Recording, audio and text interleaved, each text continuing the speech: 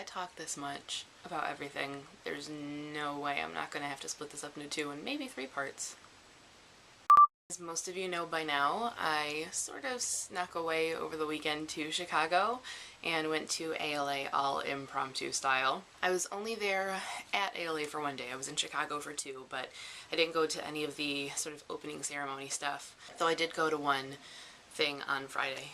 Walden Pond Press had a cocktail party for Anne Ursu and Chris Rylander, so that was my bookish goodness on Friday, and it was awesome, really cool. And I am going to have a full write-up on the blog of what all we did, where all we went, and all that good stuff. So if you want to know more about the cocktail party or the amazing real boy cocktail that I had, definitely make sure you check out that post. But this is my ALA haul. I know that's what you guys are really curious about. So I'm going to try to make it as brief as I can. I might have to split this into 2 videos. I was mostly able to restrain myself this time around, so here we go. First thing in the morning, we stopped by the Macmillan booth so that I could say hi and have a little bonding moment with Ksenia, which I did while everyone else lined up for Crest. So we just kind of hung out and chatted for a while and squeezed each other really hard. And I didn't bring anything home from Macmillan other than from their Tortine imprint. I did bring home a couple things from there. But from Macmillan as a whole, I left the books there for everybody because most of it I know if it's something that I will really like, I'll be getting from Ksenia because she's awesome. I say I restrained myself and my haul was smaller, more than I intended to bring home, but it was less than I thought I had brought home. However, it of course would have been much more had I actually brought anything home from Macmillan, especially because some of my biggest wish list items are from Macmillan. So didn't grab anything from Macmillan proper, just stopped and chatted for a while, but then as we moved on through, Tortine being part of Macmillan was the next booth, and we did stop through there where I showed Sam the book Anti-Goddess by Kendar Blake. Most of what Sam reads are things that I've pushed on her quite literally. I mean, from my bookshelves into her hands, hey, you're gonna read this next type of thing. And of course I made her read Anna Dressed in Blood and Girl of Nightmares because they're awesome. I didn't know if I had told her about Anti-Goddess yet, so I went and showed her, had her read, you know, the synopsis and everything, and it was like, this is, you know, what's next. And Alexis from Tor, who I worked with on Girl of Nightmares, asked me if she had sent me a copy yet, and then she was like, she kind of looked around for a minute, make sure no one else was watching so that we wouldn't be swarmed, and she gave me a copy. So this was the first sort of snag of the day. Very first book to go in my little tote bag, and could not have picked a better one. I'm so excited for this one. It's in this month's stack of 5, as many of you know, because I believe so far it's winning the vote. So this one comes out in September. It's about the Greek gods in a sort of modern setting and something that is attacking them. And it sounds excellent, and being from Kendar, I'm sure it will be rather bloody and gruesome at some points, and I cannot wait to dig in.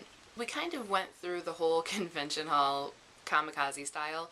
I was so unprepared. I didn't do any research on who was going to be there, what was going to be given away, and what times, who was signing, what the layout was. It was decided Thursday night that I was going. We left Friday morning and went to the convention Saturday. So I didn't necessarily know if I was on the lookout for something, or mostly I just wanted to go and meet up with people and finally get to say hi to people that I've talked to online forever and never met in person, and reconnect with some people that I have met, and just kind of browse and see what's coming out. So I didn't really have a clear picture of goals, and we just wandered and wandered. We happened to wander past the Scholastic booth right as the publicist was putting out her very last stack of a very much prized arc for most people at ALA. She kind of like was like, psst, last ones, and handed us one. So I got The Dream Thieves by Maggie Stiefvater, which I was excited for because I want to get into the story. And I thought I had The Raven Boys here at home and then I could read them both together. And when I got home I couldn't find it, so I guess I don't have The Raven Boys. This one comes out in September, and I'm sure I can get my hands on a copy before then so that I can read them both. So excited about that. That was kind of a cool little like right place at the right time moment, which was kind of a theme of the weekend, honestly. Next up we kind of meandered through HarperCollins And so I think they might have had arcs out of something, I don't remember what it was, and whatever it was, I didn't get it. Part of the reason that we stopped by Harper was so that I could see if Kelly from Walden Pond was there, and she wasn't. She was off in a meeting, I think.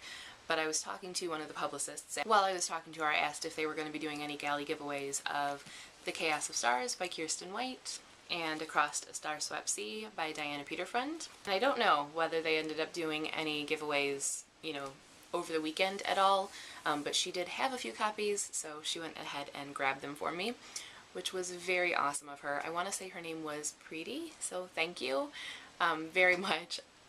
Definitely super eager for these, as I know you guys are, because these are getting a lot of votes in this month's Stack of 5 too. A lot of you were like, The Chaos of Stars, oh my god. So that was awesome, and I'm grateful, thank you. Oh, by the way, The Chaos of Stars comes out in September 9th, and Across Star-Swept Sea comes out October 15th.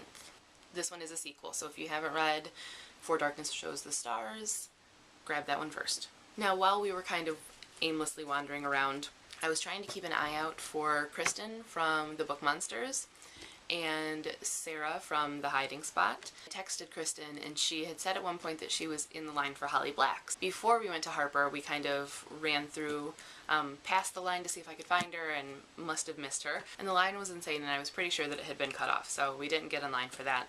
But when we left HarperCollins, we were just kind of turning down another aisle. I happened to see Holly Black sitting at a table signing books, and the line was like this long.